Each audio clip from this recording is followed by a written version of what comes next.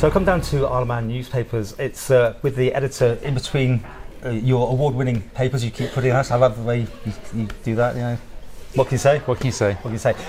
Interesting to do a review. We can actually show copies, papers. the ones that you want to talk about. Yeah. So which stories are you going for? I think the first one was quite a serious one, really. We have done a series of stories over the last several months, actually, about whistleblowers. 2 whistleblowers came forward to us who worked at, or who were involved with Manannan Court.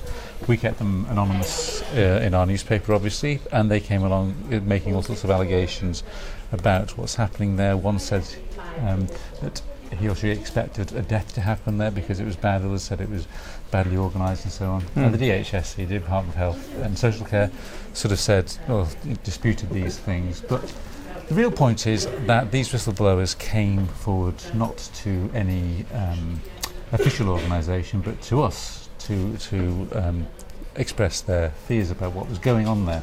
And there was, David Cretney is commented on it, when was this? 17th of September's Examiner, saying, it's a shame that they have to go to the press rather than having procedures in place within the health service that they trust. And how tricky is it for you to deal with these sort of things, because you've got to find out that what they're saying is correct? How can you get things verified? Well, it's complicated, because who's to say what's right and what's wrong in that situation? I'm not in that court, I don't know for sure. We have to ask what the allegations are. They list the allegations, and then we go forward. As we did, we go to the Department of Health and they say yes or no, and generally no, these aren't true. And yet we had a second whistleblower coming to us and saying, yeah, they're right. This is what is going on. So you get two different things. Different perspectives on story. it. Yeah, so that makes another story. But I think the point is, we will guarantee an anonymity if this comes to us, and we have had front page stories from it several times, and different whistleblowers coming to us, and I think it's quite a useful thing for, one of our roles as the press is to expose these things, or at least give a voice to these people who are concerned about what's going on in the health service, and say situations can be dangerous. Now, we've had a lot of issues at the health service over the last years, haven't we, about management there, so it's another part of that as well, I think. So with having also whistleblowers, but freedom of information has been a great tool, hasn't it, as well? Adds to getting a story out there? Definitely. We've always had people coming forward to us with various problems over the years, which is whistleblowing, or in any, sometimes they are, a lot of times they are not anonymous. They will come forward and say, this is the situation, we need to do this, that and the other.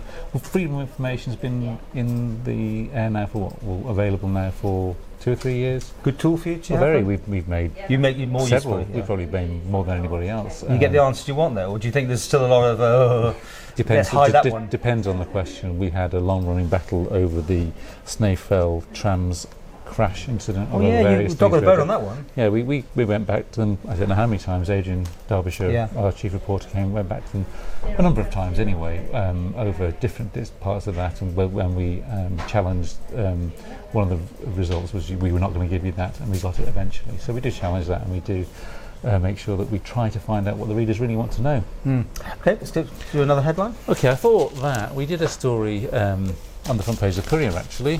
There's a camera there. Over. Could we move that one? Could we move the TT course? But that was just, wasn't it? Just a flip remark, or was it actually more serious than that? It was Andrew Jessup commenting, and he quite carefully.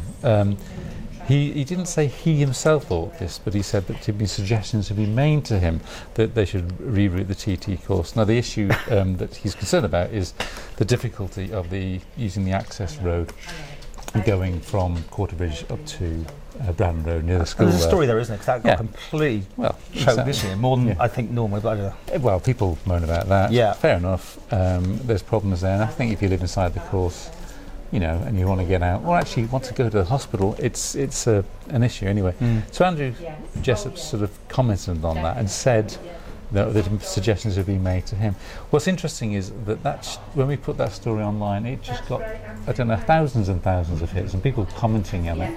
It obviously got... because it's too bizarre to be true, or... Well, where are you going to reroute the course? Well, I think you made that point, didn't you? It's been there for decades and decades and decades. People know where it is. So but it was certainly a talking point, and it got a lot of comments. I think a lot of people from off the island who are TT fans were they were copied in on links and things like that. So it goes up. The numbers shoot up on that. Is that the thing? Certain stories just know, like horse trams or something like that. Certain stories just grab you. Sometimes it completely surprises us. Yeah. I don't know why. Some stories, why on earth did that do so well? And other times, think, well, why didn't that do so well? So there's an issue. And you still have comments allowed, don't you? Mostly, I think, on your stories. Most of the stories, if there's court stories, we don't, and there's certain things we wouldn't do just in case. Biggest problems are a risk of defamation, and obviously anyone who. Well, the truth is, I hate to say it, because I don't read many of them nowadays. What, the comments? Yeah.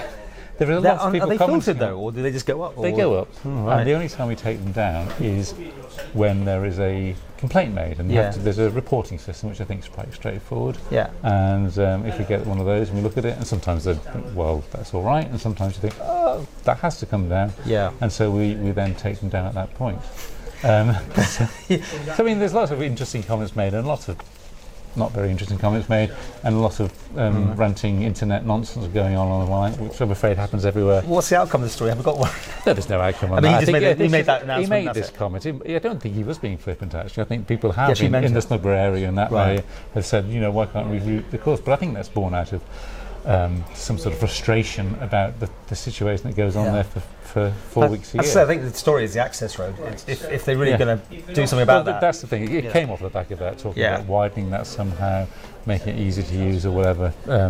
How you do that is for difficult. 4 weeks a year, of course. 4 weeks of the year. When money has to be spent elsewhere. All right, Manchester Independent last. Right? Yeah. What you got, spreading the love around with your papers, aren't you? Yeah.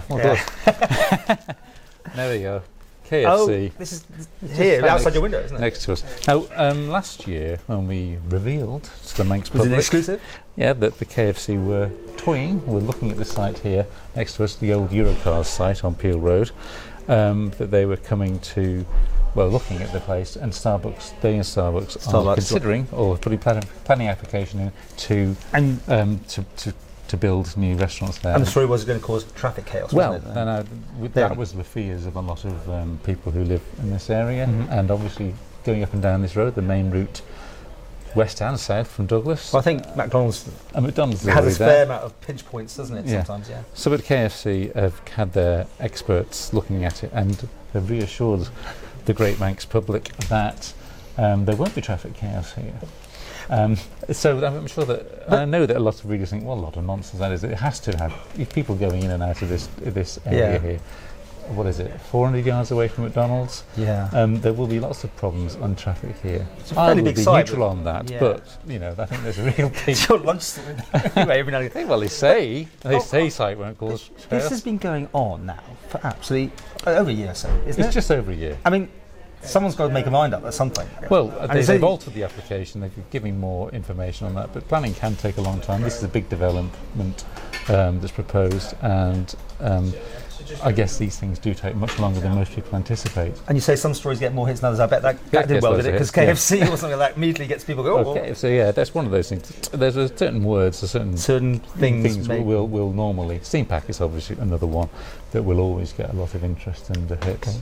Now to finish, I mean, your team here, you've had over the years hit all the internet sort of thing, but I think you were saying online that you've turned a corner yourself. Oh, online, I understand the last few months online has gone through the roof. I mean, hits have really gone. But are you selling more newspapers as well? Well, we've gone against the tide. I mean, most newspapers, weekly newspapers in the UK are 12 and 14% down year on year. Yeah. We've actually gone up for 35 weeks in the last, for 35 papers in the last year. Is that so we're physical or online? As no. That sort of thing. It's physical. It's physical. Yeah.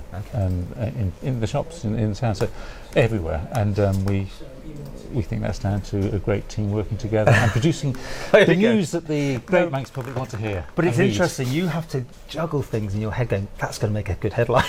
And those boards, some of those stories you put on the boards around the place, and they're just so funny. Well, that's perfectly done. Of course, it's deliberate. We will do serious ones, we'll do funny ones. The papers aren't just full of bad news. The fact is, though, overall, a political story never scores as well as something more, what do you call it? It depends on those finding stories almost, really. Yeah, well, that's certainly true. I mean, I don't know when it was, but Ramsay's commissioners named their bin wagons. I can't remember what it is called now. And that made really loads of hits online. Is that disappointing? And a political story. Oh, I'll tell you, something like the whistleblowing will get quite a lot of interest, but not as much interest in that. So if I'm here to impart, keep everyone employed, make money, and so on, we need hits, we need to sell newspapers, then we have to do that balance. We have to do the funny stories and the more serious ones too. But life goes on till a few more years of print. Do you think that one day will this come to an end, do you think? No.